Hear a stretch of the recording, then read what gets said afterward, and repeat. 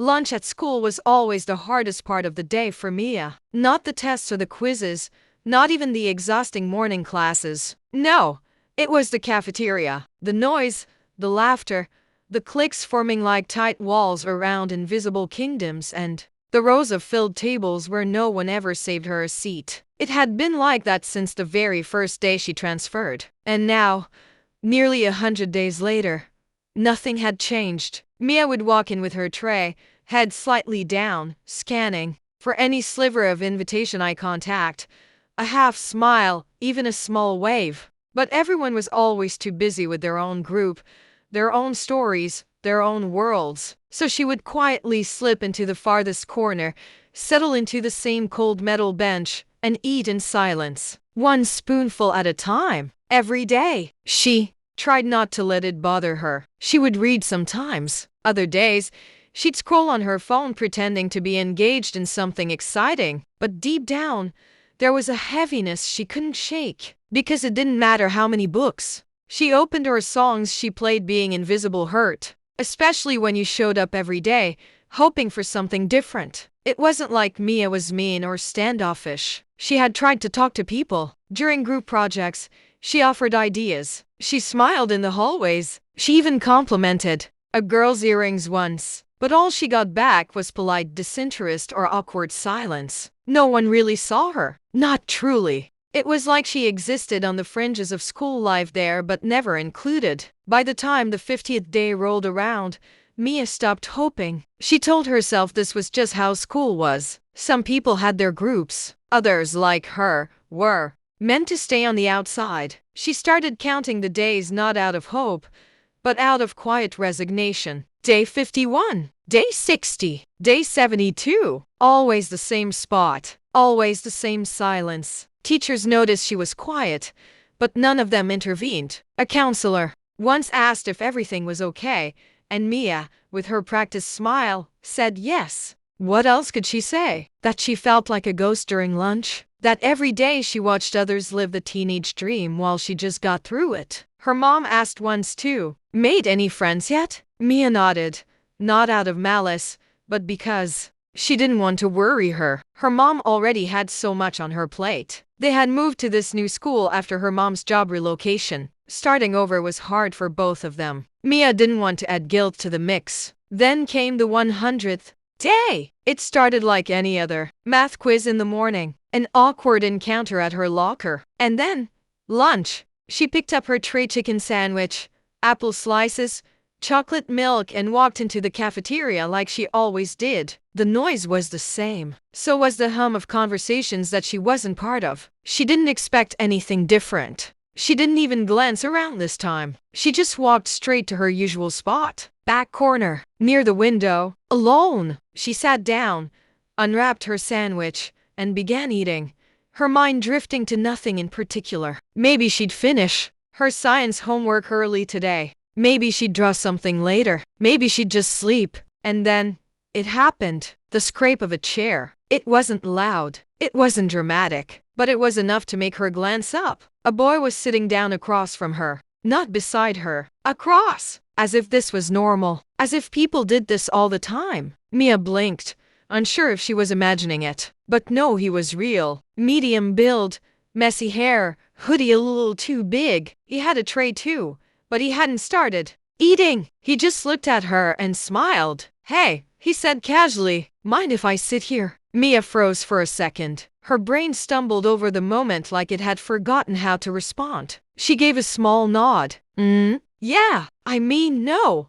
I don't mind. He chuckled softly. Cool. I just didn't feel like sitting with the usual crowd today. Too loud. You seem chill. Chill? No one had ever called her that. She wasn't even sure if it was a compliment, but she nodded again, unsure what to say. I'm Zach, by the way, he added, opening his soda. Mia, she said quietly, and then there was a pause, the kind that could have turned awkward fast. But Zach didn't let it. You know, he said, I've seen you sit here a lot, always in the same spot. I figured this table had the best view. Mia glanced toward the window. The view was just a football field and a row of trees beyond. But maybe that was the point. It was peaceful. She shrugged. I guess it does. He took a bite of his sandwich, then leaned forward slightly. Not gonna lie, I admire that. Admire what? That you keep showing up. I mean, it's not easy being on your own. Most people would just hide out in the library or skip lunch altogether. Mia looked at him, genuinely surprised. No one had ever said that to her. They just saw her as the quiet girl, the loner. But Zach, he saw more. I didn't think anyone noticed, she admitted. I did, he said, his voice sincere. And probably others did too. They just didn't know how to join you. People are weird like that. They stick to what they know. But that doesn't mean you weren't seen. A warmth began to grow in Mia's chest, not from embarrassment, but from relief, like someone had finally turned on the lights in a dark room. They talked more after that, about little things, classes, teachers, favorite food. It wasn't forced. It wasn't awkward. It was just easy. And for the first time in 100 days, Mia didn't rush through her lunch. She didn't stare at the clock waiting for the bell. She forgot about the people around her and just focused on the conversation. When lunch ended, Zach stood up and smiled again. Same time tomorrow? Mia blinked. You want to sit here again? He nodded. Why not? It's got the best view, remember? She couldn't stop the smile that spread across her face. Yeah, sure.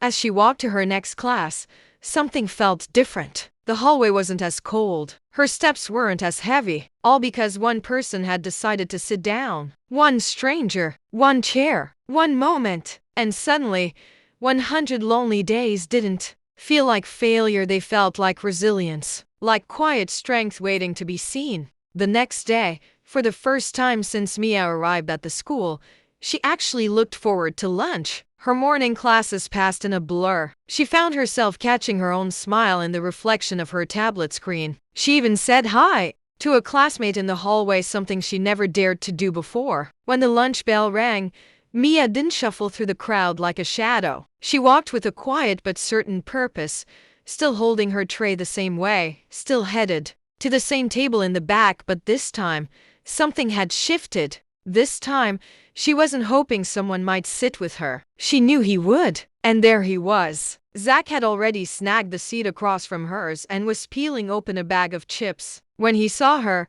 he grinned like they'd been doing this forever. Hey, Mia, I saved your seat, he said with a wink. She laughed softly and sat down. Thanks, it's my favorite one. They fell into conversation as naturally as the day before. Zach talked about how his math teacher always wore mismatched socks, and Mia shared how she secretly gave names to every tree outside the cafeteria window. That crooked one over there? That's Winston, she said, pointing. He's old and probably wise. Zach chuckled. Winston looks like he has seen things. For the rest of the week, they ate together. No matter how chaotic the lunchroom got, the table by the window felt like its own little world, safe, steady, and free of judgment. Other students began to notice them too, but Mia didn't care about the glances anymore. Not when she finally felt like she belonged somewhere. By the second week, something even more unexpected happened. A girl from Mia's English class, Samira,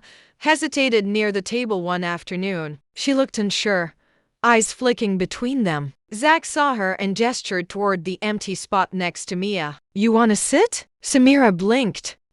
Yeah, if it's okay. Mia nodded. Yeah, it is. Just like that, their table of 2 became 3. Then, a few days later, another guy from Zach's art class joined in. His name was Toby. He wore earbuds around his neck and always carried a sketchbook. And slowly, almost like magic, the table that had sat empty for 100 days was no longer a place of isolation. It became a magnet for quiet students, kind ones, the ones who hadn't found their place yet. And each time someone new joined, Mia welcomed them with a smile, remembering exactly what it had felt like to sit there in silence. Zach never tried to be a leader, but people naturally followed him. He asked questions, remembered names, made everyone feel seen. But what made him different wasn't his charm, it was that he didn't see people as projects or charity cases. He saw them as equals, as friends waiting to be found. One day, while the group was sharing jokes over fries,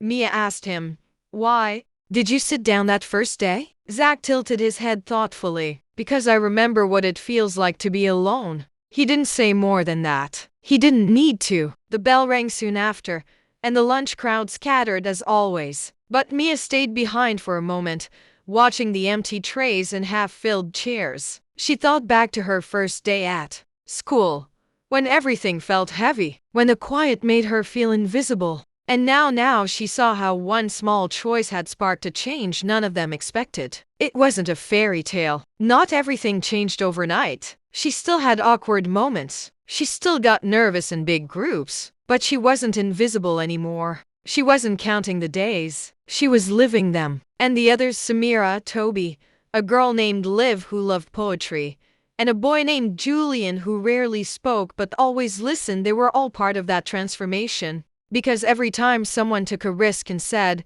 "Can I sit here?" the answer was always yes. By the time spring rolled around, the lunch table by the window had become known as the kind table. That's what students called it. Not the nerd table or the misfit corner, just kind. And Mia, once the silent girl eating alone, had unknowingly become the heart of it. There was even a moment, on day 153, when a teacher passed by and quietly said, "You've started something beautiful here." Mia looked around and nodded. "I think we all did." And here's the thing.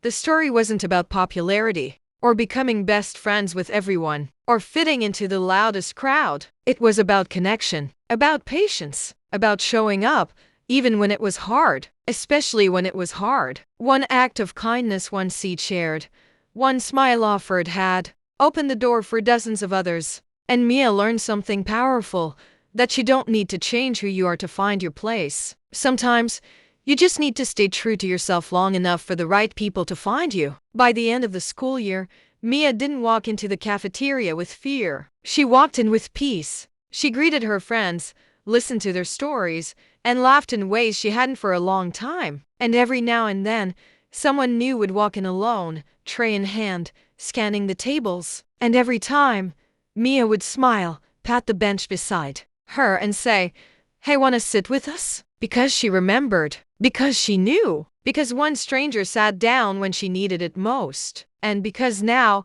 it was her turn to do the same.